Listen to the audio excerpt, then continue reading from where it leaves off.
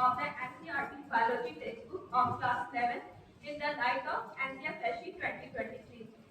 मैंने इस टॉपिक को इसलिए चूज किया है क्योंकि एनसीईआरटी टेक्स्ट बुक हमारे एजुकेशन में बहुत इंपॉर्टेंट रोल प्ले करती है और एनईपी 2020 और एनसीईआरटी 2023 में बहुत सारे रूल्स और रेगुलेशन दिए गए हैं एक टेक्स्ट बुक के स्ट्रक्चर को लेकर। तो और जो मेरा रिसर्च क्वेश्चन है कि to what extent does the existing pre revised NCERT biology textbook class 11 aligned with the content appropriateness criteria of NCERT 2023. My second research question is, what is the view of class 11 biology teachers about current biology textbook in the context of NCERT 2023? My research methodology is mixed research methodology.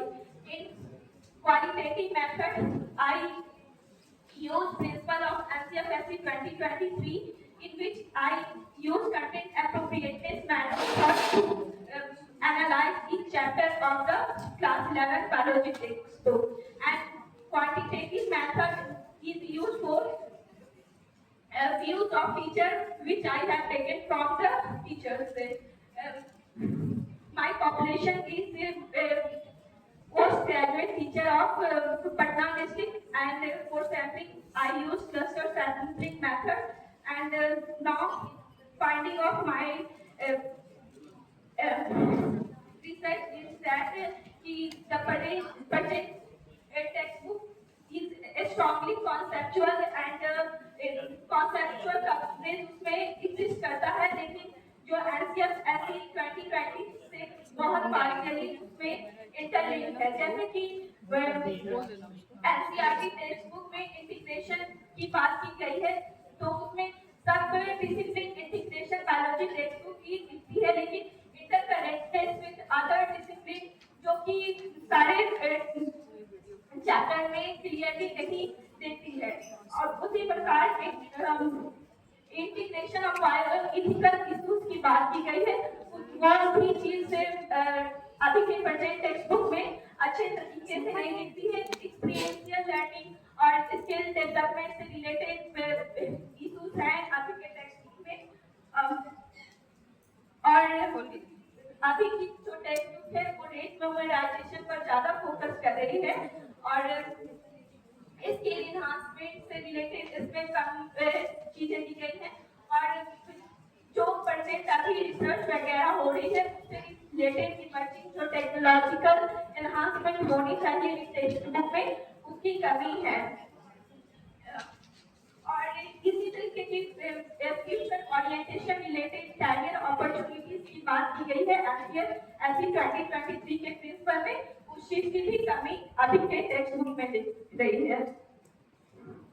और ऐसा ही finding teachers के view में भी आया है, और उन्होंने जैसे सजेशन दिया है कि केस स्टडी जैसे क्वेश्चन को इंक्लूड करना चाहिए, और जो असेसमेंट के क्वेश्चन होने चाहिए वो एप्लीकेशन बेस्ड और एनालिटिकल होने चाहिए, जो कि अभी कॉल बेस्ड अधिक दिखते हैं।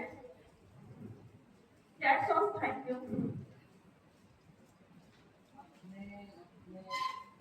टॉपिक में लिया है कंटेंट एप्रोप्रिएटनेस।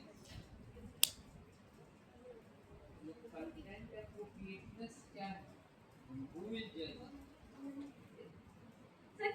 कंटेंट एप्रोप्रिएटनेस से मेरा कहने का मतलब है कि एनसीईआरटी 2023 में प्रिंसिपल्स दिए गए हैं कोर्स डिजाइन के लिए बायोलॉजी टेक्स्ट बुक के, तो उससे हम इसको कंटेंट एप्रोप्रिएटनेस उस बेसिस पर इसको बोल रहे हैं। क्या आपको लगता है कि सब टीचर्स ने एनसीईआरटी 23 पढ़ा है? सर मैंने कोशिश की है कि ऐसे स्कूल की मैं चयन करूँगी जहाँ उस चीज़ का मुझे लगा कि उन्होंने पढ़ा हुआ, क्योंकि मैंने अच्छे सर, क्योंकि मैं क्लियरली तो ये बोल नहीं सकती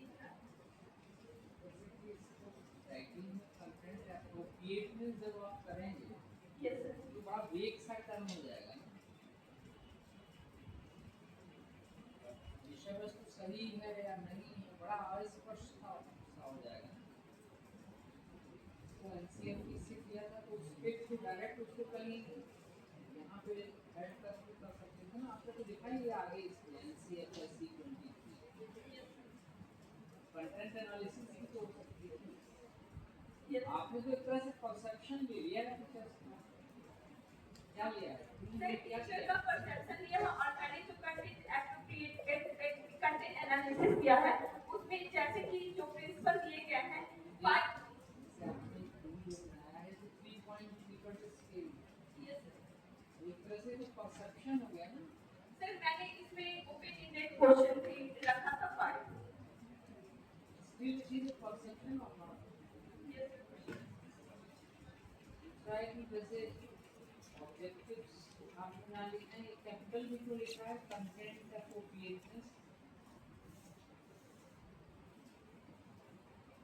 जो लिखा जाता है वो तो स्मॉल लेटर्स में लिखा जाता है। और लास्ट में फाइंडिंग्स पे गौर करके उसमें कहीं पटना का जिक्र है, आपने जब डिलीमिट किया है तो कहीं ना कहीं कंक्लूजन और फाइंडिंग्स में तो सब आना चाहिए कि नहीं?